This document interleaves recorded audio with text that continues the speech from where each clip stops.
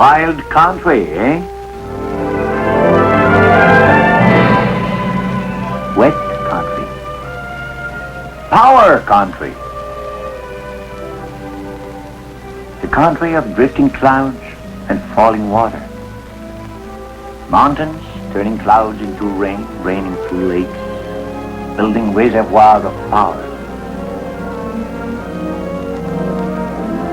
This is northern British Columbia, hundreds of miles from civilization. 3 years ago, we came here to put the water to work. 6,000 of us from all over the world, but mostly Canadian, or Canadiens, as we say it in Arvida, in Quebec, where I come from. I'm a long way from Arvida now, but the job is the same. Putting water to work, making power, making aluminum. Kitimat, the city we built, still growing. The smelter, still growing.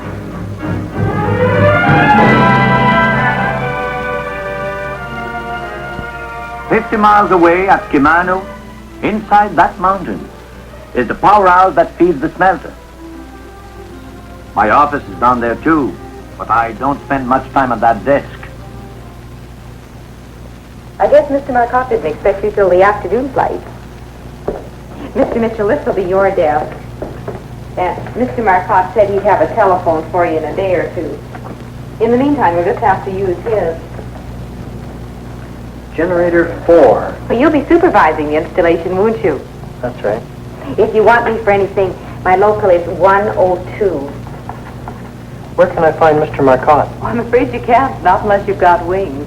See, here's a model of the whole area. Now, Vancouver would be down here, be underneath the desk, 400 miles south of here. Right now, we're here, and Mr. Marcotte's over here at Kenny Dam. It's 150 miles away. He flew up this morning to check water levels and make a routine inspection. A job like this must keep him on the hop. Oh, he takes it all in his stride.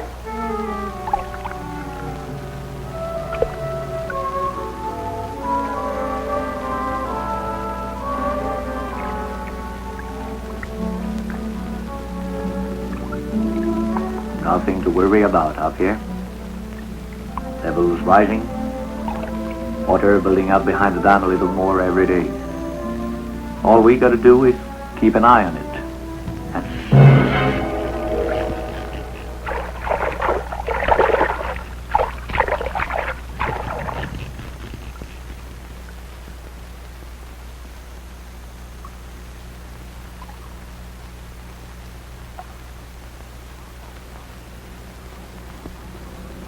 The 3-pounder this time, Jim. Last one you'll have time for. Here she comes.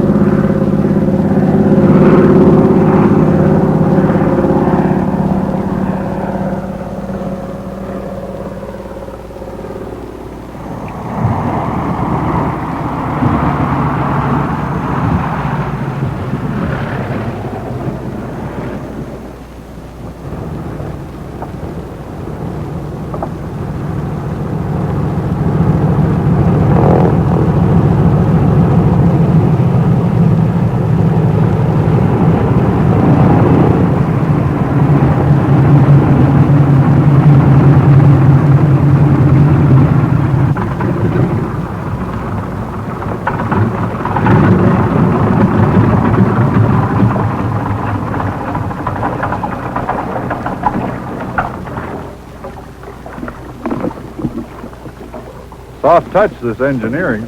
You kept me waiting.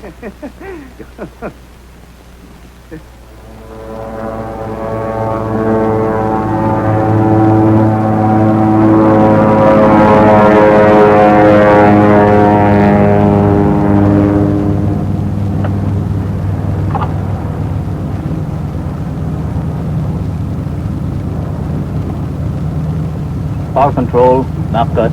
Mark on. Power control, go ahead. Leaving Kenny Dam, estimating west Atsa in an hour. Right, John. Hope you got a fish. You know me down there. I guess you people ought to be able to fish this lake. You made it.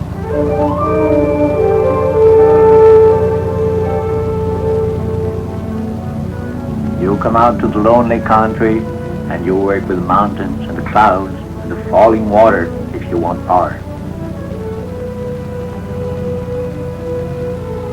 The dam looks like it's always been there. Looks like part of the country now. Hard to remember what it was like when the big machines were dumping rock to make it. No holes in the dam? No holes in the dam. Little lake that used to trickle east, growing into one big lake now, turning back west to run the generators. Filling up nicely. All the time, bigger every day. Well, I guess you're all set now.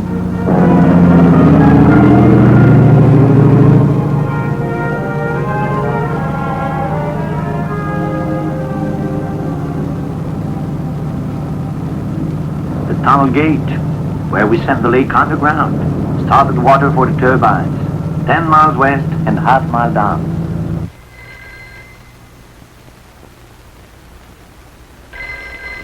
Where's Tat's intake? Marcotte? Yeah, I hear him now.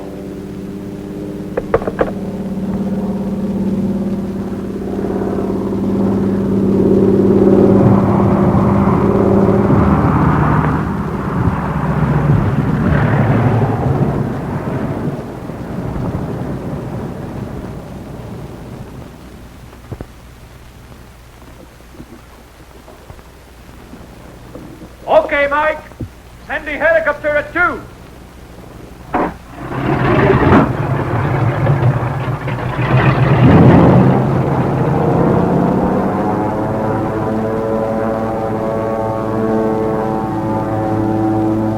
I invited myself to lunch, Mrs. Hughes. Good. We'll be ready in 10 minutes. Let's have a look at the flow chart. Okay, you're in the gatehouse. I checked the level at Kenny Dam this morning. You did? How's she coming? Building up all the time. We're never going to have any worry about water.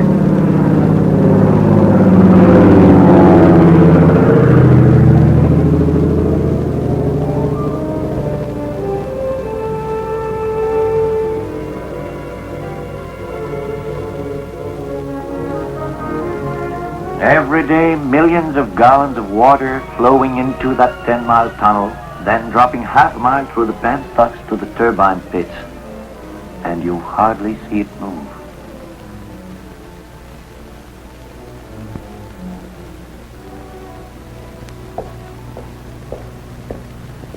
Mr. Marcotte shouldn't be long now. He's finished his test and the helicopter's gone for him. Good. Oh, Miss Wilson, Yes.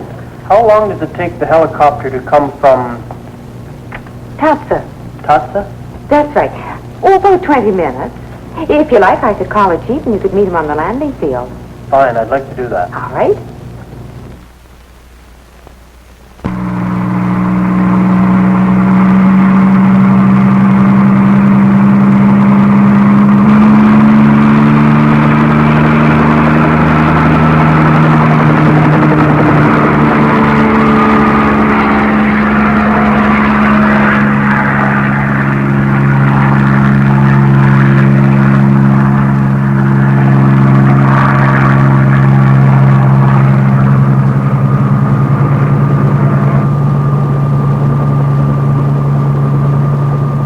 Herb give you a good lunch? Mm-hmm. Trout. Fine. I had a ham sandwich.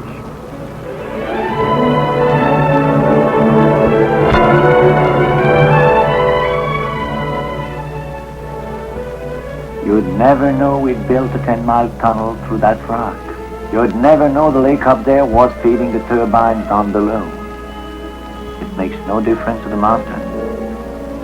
6,000 men, 3 years' work to scoop out its core and send the river pouring down through its middle. And it makes no difference to the mountain. Your new man's waiting down below. Oh, good. What's he look like? Oh, like they all look when they first come along.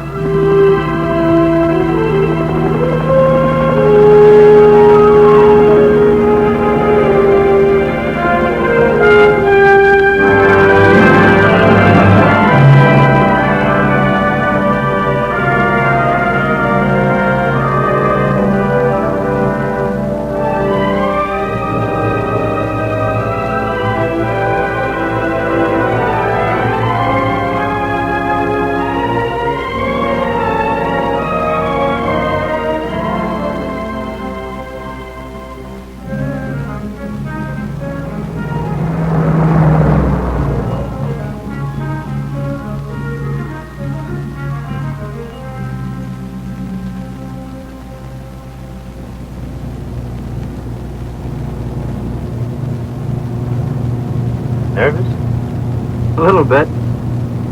This place is kind of big. Well, relax. Water's up there making the power. Kitimat's over there across the mountains making the aluminum. All we got to do is put in more generators. Makes it sound pretty simple. It is now. Wasn't quite so simple at first. Were you here from the beginning? Company brought me from Havana.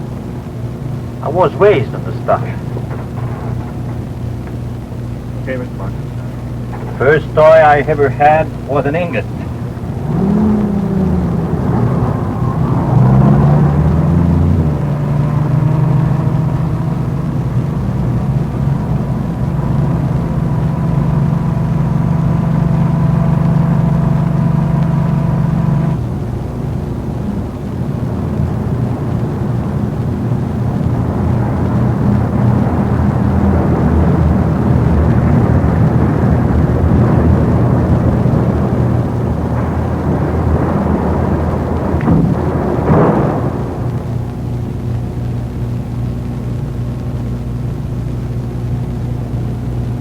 Power.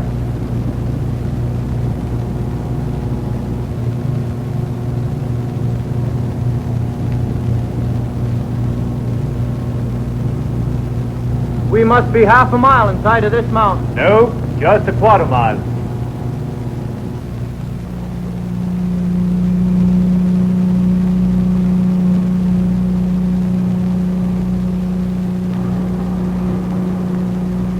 This is Mitchell, my new assistant. Bill Carson, Don Michael. Command O power control room. Number 1 generator, number 2, number 3.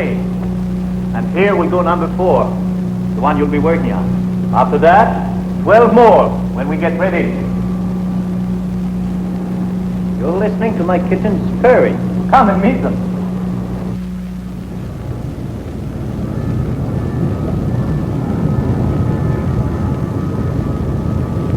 Number 3 is standby. 2 are enough to run the smelter so far.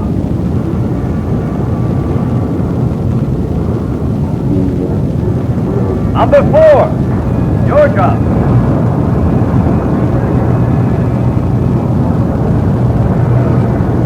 Looks like a big job. And more to come. 12 more.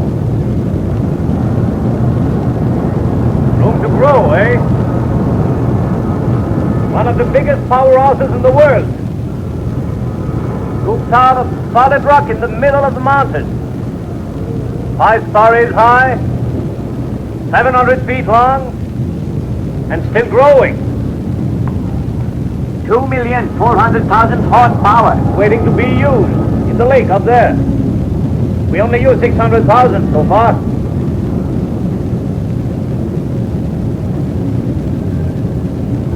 Let's go down to the shaft room.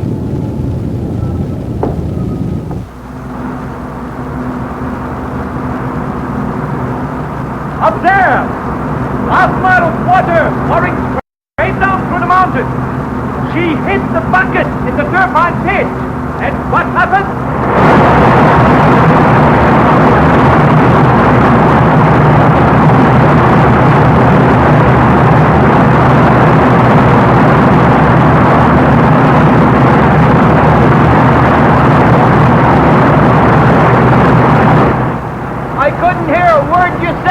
I know, nobody could. I said now we go find your place to sleep.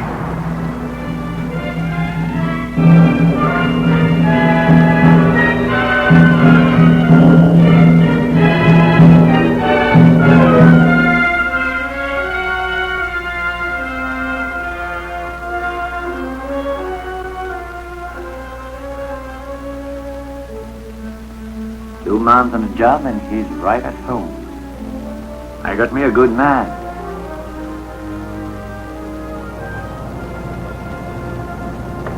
Call from Kitimat, Mr. Marcotte. Mr. Phillips wants you to fly over right away. Oh? Tell him I'll be there right after lunch, Bob.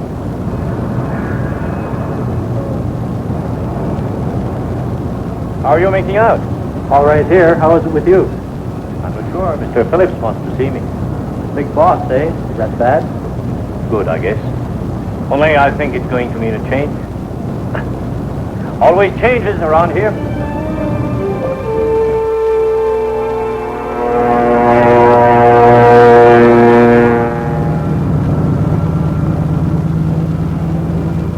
Look at that blasted mist over there. Blasted mist.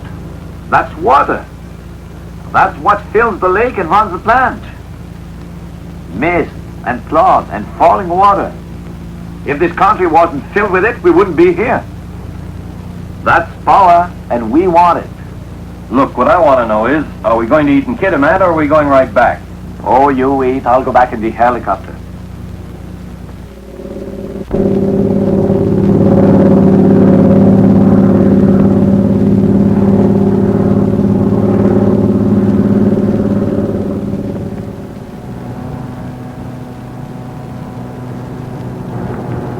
Long way from home, aren't you? I'm waiting for my daddy, Mr. Marcotte.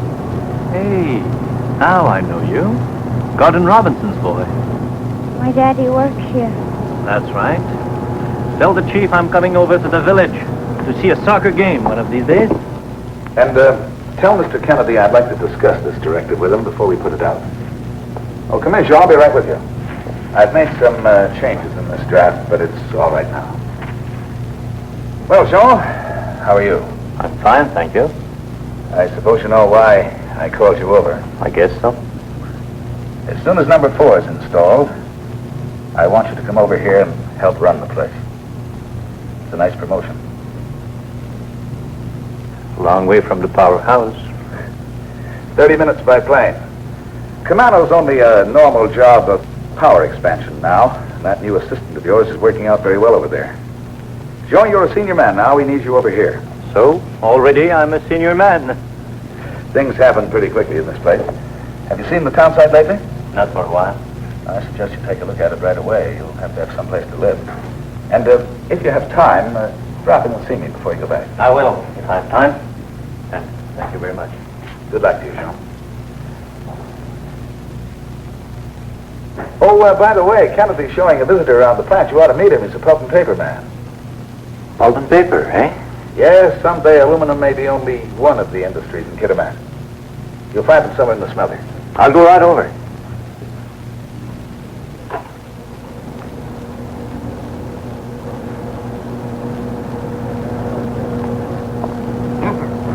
Seen Mr. Kennedy, Jim? He might be in the basement of the rectifier room, Mr. Marcotte. He was on his way to the pot lines.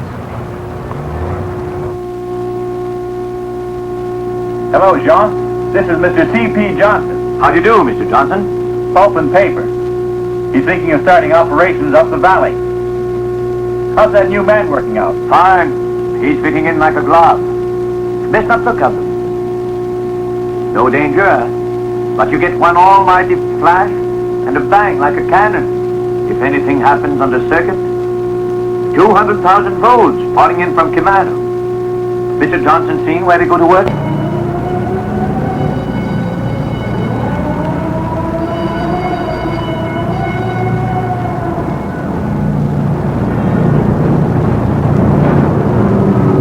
Alumina. That's what it looks like before the power gets to it.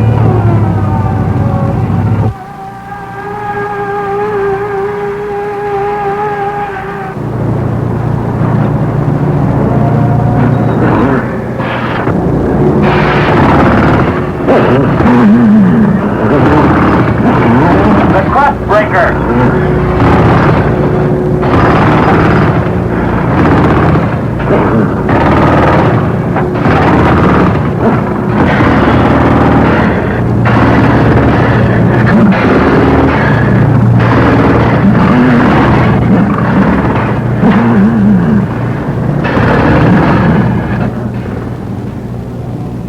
We're building 8 more pot lines here.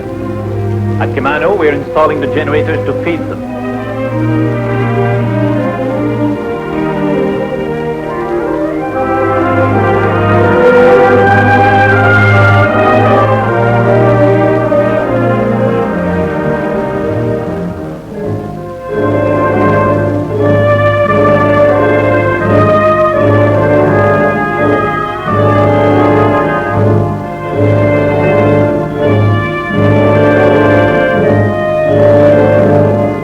Turning out a lot of aluminum. A lot of aluminum. 80,000 tons a year. And it's only a beginning. Everybody wants more, always more. Thousands of ingots piling up, moving out day after day, and never enough. We scoop the brown ore out of the earth in Jamaica, in British Guiana, in West Africa, turn it into the white dust,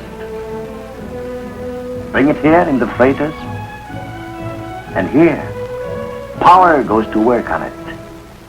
The dust becomes a silver river flowing into the molds, hardening into ingot, moving out to the world again.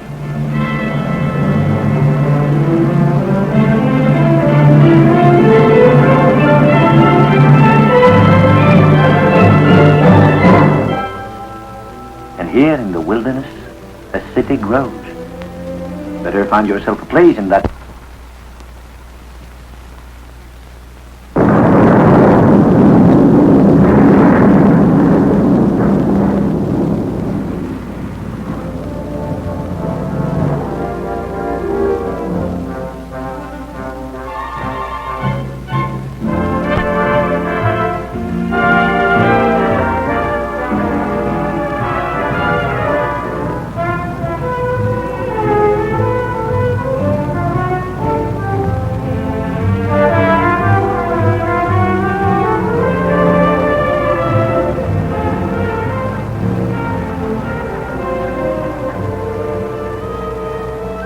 By the time you were in the market for a house, who's the lucky girl?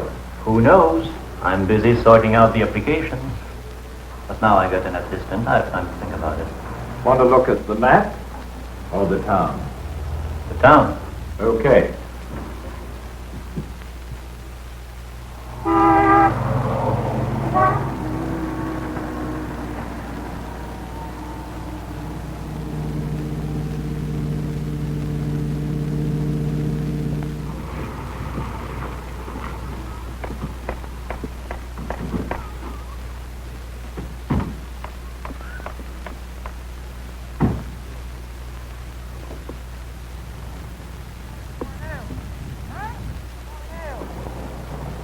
Every time I come to Kitimat, it's bigger. 3 months ago, the Bears lived here. 3 years ago, they owned the whole place. 6,000 people here now. Be 12,000 in a year, probably 50,000 in 10. It would be good living here. You want to come back and sign up? First, I better sign me up a girl. You'd make a better deal if you had a house.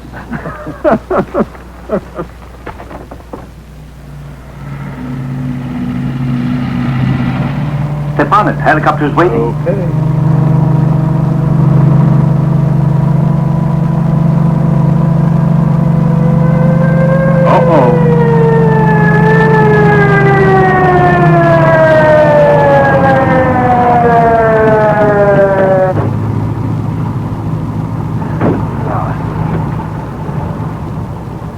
Doing over 30 feet.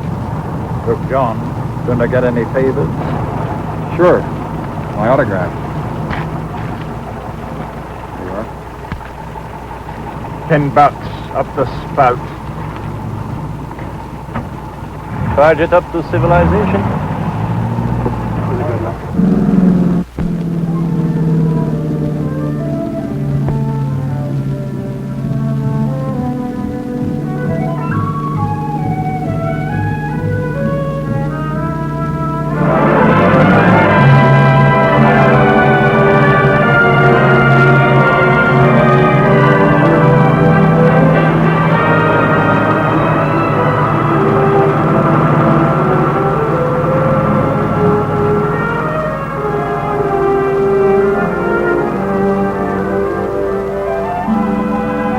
To Kitimat, 50 miles across the mountains of British Columbia, we strung a power line.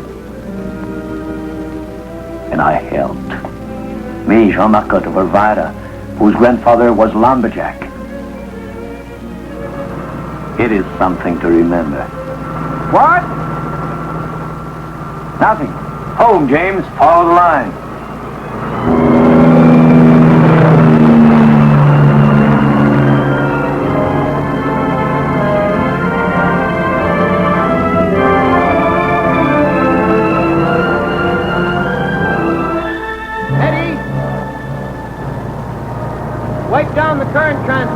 take out that equipment and close the cage.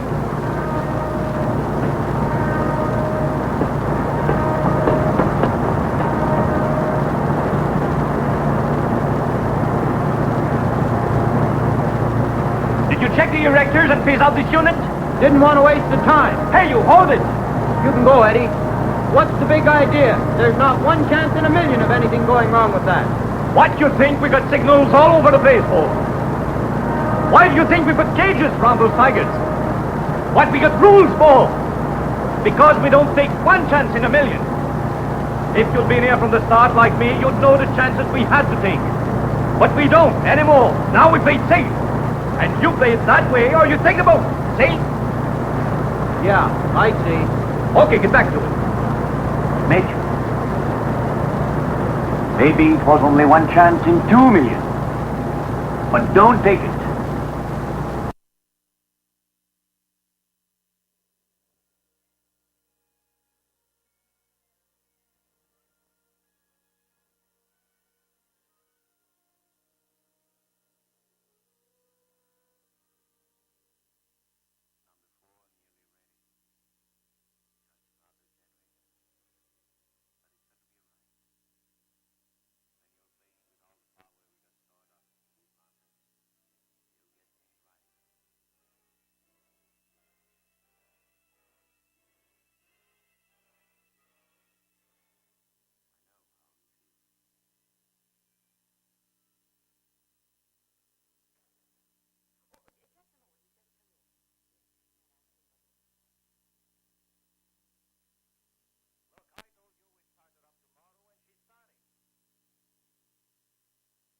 Sure, everything's fine. Bye.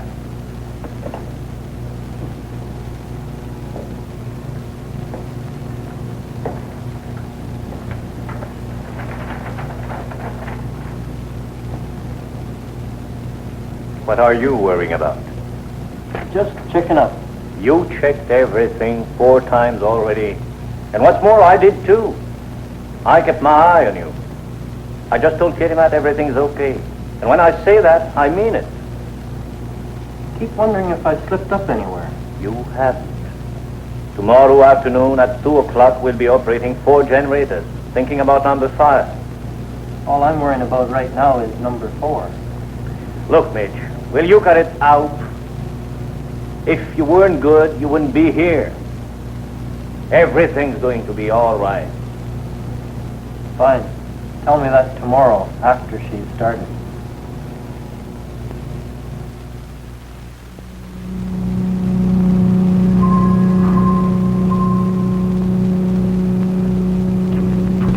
Command control. Kitimat's asking when we're going to start up. 125. Where's Mitchell? The turbine tip. Markov says 125.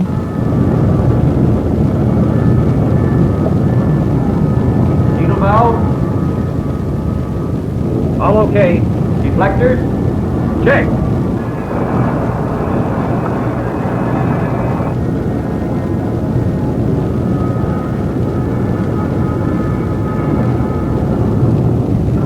They look like they'll spin when the water hits.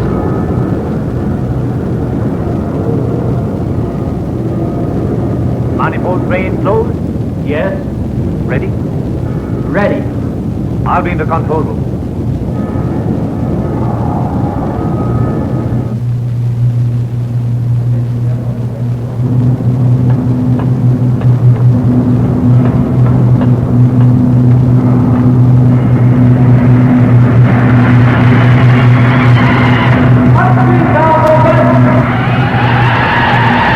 Downstream valve open.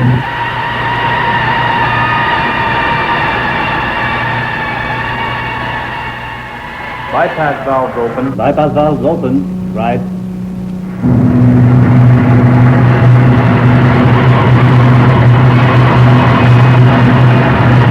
Upstream valve closed. Downstream valve closed.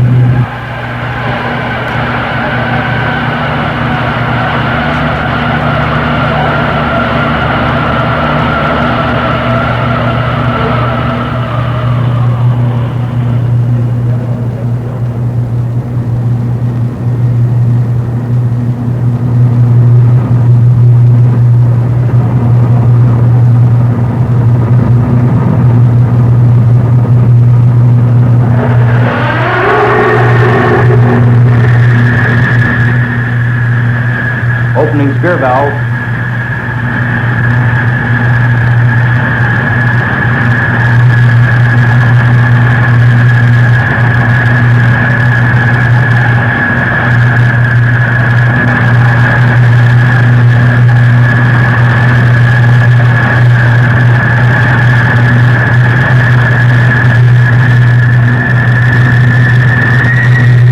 Okay.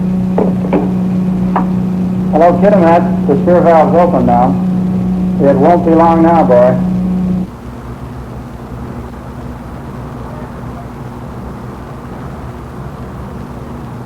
She's open. Okay, bring down that water.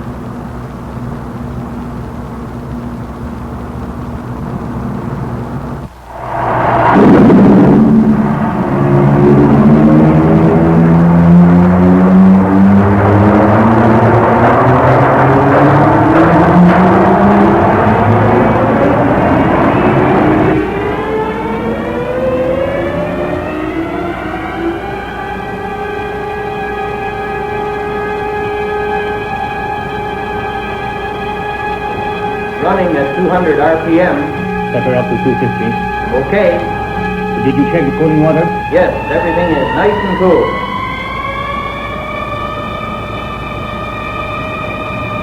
$320. $323. $325. Now at 327. Closing G4 disconnect. I'm putting her on. Okay, cut her in.